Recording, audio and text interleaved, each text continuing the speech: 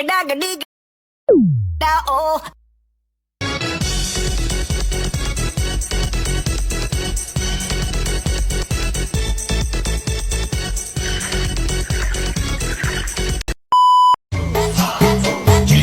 Hey fellas, look, it's Squidward.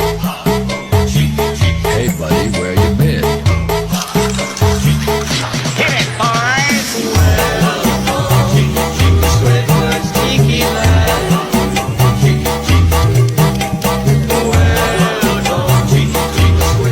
Pose with the fans. Pose with the pose with the pose with the fans. Pose with the pose with the pose with the fans. Pose with the fans. Pose with the fans. Pose with the pose with the pose with the fans. Berikut beberapa regulasi pemerintah mengenai pendidikan.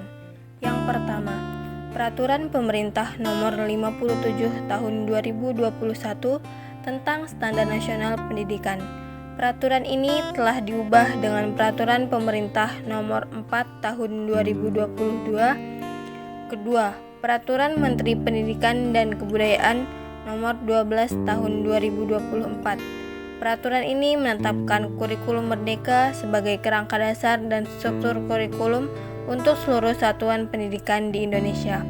Ketiga, Undang-Undang Nomor 20 Tahun 2003 tentang Sistem Pendidikan Nasional. Undang-undang ini merupakan landasan hukum bagi pengelolaan pendidikan di Indonesia.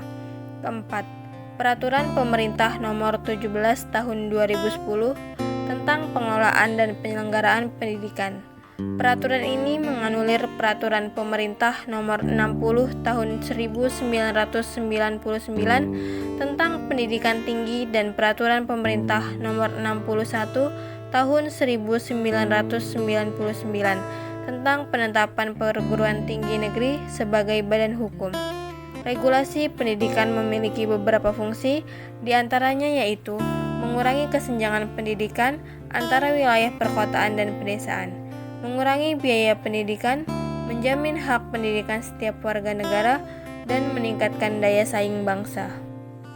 Kebijakan-kebijakan di bidang pendidikan sebagai upaya adaptasi dengan perubahan zaman yang kiat terjadi berikut cepat. Sayangnya tidak semua satuan pendidikan yang merupakan motor penggerak perubahan mengikuti perubahan dan perkembangan tersebut.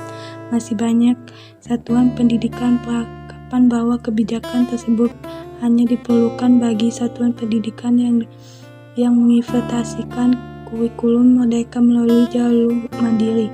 Hal tersebut tentunya merupakan sebuah tantangan besar sebab sebagai pelaksana sejatinya setiap satu pendidikan memahami maksud dan tujuan dari perubahan kebijakan yang diterapkan oleh pemerintah.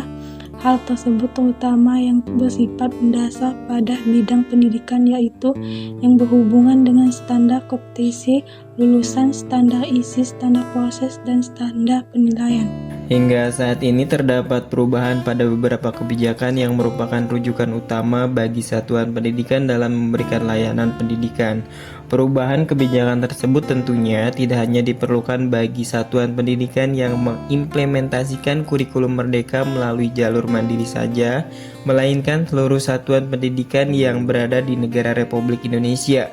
Kebijakan tersebut adalah 1. Standar kompetisi lulusan, 2. Standar isi, 3. Standar proses, dan 4. Standar penilaian.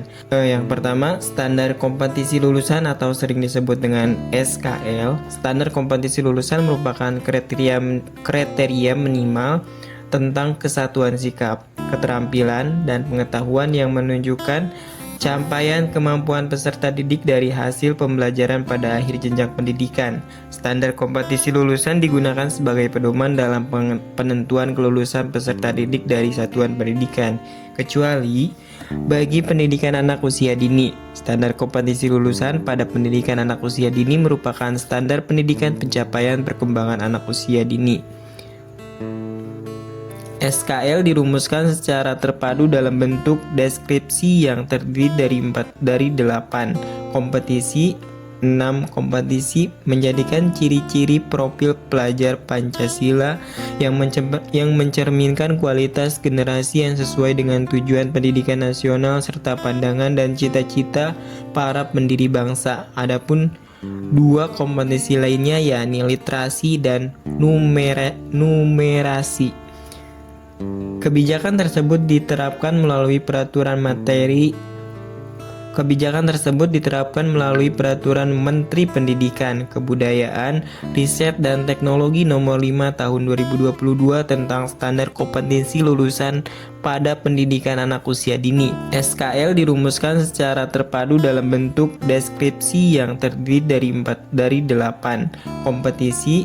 6. Kompetisi menjadikan ciri-ciri profil pelajar Pancasila yang mencerminkan kualitas generasi yang sesuai dengan tujuan pendidikan nasional serta pandangan dan cita-cita para pendiri bangsa. Adapun 2 kompetensi lainnya yakni literasi dan numerasi. Kebijakan tersebut diterapkan melalui peraturan Menteri Pendidikan, Kebudayaan, Riset dan Teknologi Nomor 5 Tahun 2022 tentang standar kompetensi lulusan pada pendidikan anak usia dini, jenjang pendidikan dasar dan jenjang pendidikan menengah dan tertibnya kebijakan tersebut, maka kebijakan sebelumnya tentang standar kompetensi lulusan sudah tidak berlaku. Kebijakan sebelumnya yang telah terganti atau tidak digunakan lagi adalah sebagai berikut. 1. Peraturan Menteri Pendidikan dan Kebudayaan Nomor 137 Tahun 2014 tentang Standar Nasional Pendidikan Anak Usia Dini. 2. Peraturan Menteri Pendidikan dan Kebudayaan Nomor 20 Tahun 2016 tentang Standar Kompetensi Lulusan Pendidikan Dasar dan Menengah. 3. Persatuan Menteri Pendidikan dan Kebudayaan Nomor 34 Tahun 2018 tentang Standar Nasional Pendidikan Indonesia Menengah Kejurusan atau Madrasah Aliyah. Standar isi. Standar isi dikembangkan melalui perumusan ruang lingkup materi yang sesuai dengan kompetensi lulusan. Ruang lingkup materi merupakan bahan kajian dalam muatan pembelajaran yang dirumuskan berdasarkan 1. Muatan wajib sesuai dengan ketentuan perundang-undangan, 2. Konsep keilmuan, dan 3. Jalur jenjang dan jenis pendidikan. Penyusunan standar isi dilakukan dengan menguraikan ruang lingkup materi pembelajaran yang sesuai untuk mengembangkan kompetensi peserta didik sesuai standar kompetensi lulusan, melakukan penyesuaian dengan kemajuan pembelajaran atau learning progresif peserta didik pada setiap jenjang, menguraikan ruang lingkup materi pembelajaran yang memberikan isyarat kepada pendidik untuk memfasilitasi peserta didik mengembangkan kompetensinya, serta mengadopsi prinsip pengembangan dalam ruang lingkup materi pembelajaran. Kebijakan tersebut ditetapkan melalui Peraturan Menteri Pendidikan, Kebudayaan, Riset dan Teknologi Nomor 7 Tahun 2022 tentang standar isi pada pendidikan anak usia dini, jenjang pendidikan dasar dan jenjang pendidikan menengah. Dengan terbitnya kebijakan tersebut, maka kebijakan sebelumnya tentang standar isi sudah tidak berlaku. Kebijakan sebelumnya yang telah tergantikan atau tidak digunakan lagi adalah sebagai berikut. 1. Peraturan Menteri Pendidikan dan Kebudayaan Nomor 137 Tahun 2014 tentang Standar Nasional Pendidikan Anak Usia Dini. 2. Peraturan Menteri Pendidikan dan Kebudayaan Nomor 21 Tahun 2016 tentang Standar Isi Pendidikan Dasar dan Menengah. Dan 3. Peraturan Menteri Pendidikan dan Kebudayaan Nomor 34 Tahun 2018 tentang Standar Nasional Pendidikan Sekolah Menengah Kejuruan atau Madrasah Aliyah. Standar proses digunakan sebagai pedoman dalam melaksanakan proses pembelajaran yang efektif dan efisien sehingga mampu mengembangkan potensi, prakarsa, kemampuan, dan kemandirian peserta didik secara optimal. Standar proses meliputi perencanaan, pelaksanaan, dan penilaian proses pembelajaran. Perencanaan pembelajaran merupakan aktivitas merumuskan tujuan belajar dari suatu unit pembelajaran berdasarkan capaian pembelajaran, merumuskan cara atau langkah-langkah untuk mencapai tujuan belajar, dan menyusun cara menilai ketercapaian tujuan belajar. Perencanaan pembelajaran disusun dalam bentuk dokumen perencanaan pembelajaran yang fleksibel, jelas, dan sederhana tetapi tidak terikat pada bentuk atau format tertentu. Pelaksanaan pembelajaran disajikan dalam suasana belajar yang interaktif, inspiratif, menyenangkan, menantang, memotivasi peserta didik untuk berpartisipasi aktif dan memberikan ruang yang cukup bagi prakarsa, kreativitas, kemandirian sesuai dengan bakat, minat, dan perkembangan fisik serta psikologis peserta didik. Penilaian proses pembelajaran merupakan asesmen terhadap perencanaan dan pelaksanaan pembelajaran yang dilakukan oleh pendidik yang berkepentingan dengan merefleksikan hasil belajar peserta didik. Dalam rangka meningkatkan kualitas proses pembelajaran, selain dilaksanakan oleh pendidik, yang bersangkutan dapat dilaksanakan oleh sesama pendidik, kepala satuan pendidikan, atau peserta didik. Kebijakan tersebut ditetapkan melalui Peraturan Menteri Pendidikan, Kebudayaan, Riset, dan Teknologi Nomor 16 Tahun 2022 tentang standar proses pada pendidikan anak usia dini, jenjang pendidikan dasar, dan jenjang pendidikan menengah. Dengan terbitnya kebijakan tersebut, maka kebijakan sebelumnya tentang standar proses sudah tidak berlaku. Kebijakan sebelumnya yang telah tergantikan atau tidak digunakan lagi adalah sebagai berikut. Yang pertama, Peraturan Menteri Pendidikan dan Kebudayaan Nomor 137 Tahun 2014 tentang Standar Nasional Pendidikan Anak Usia Dini.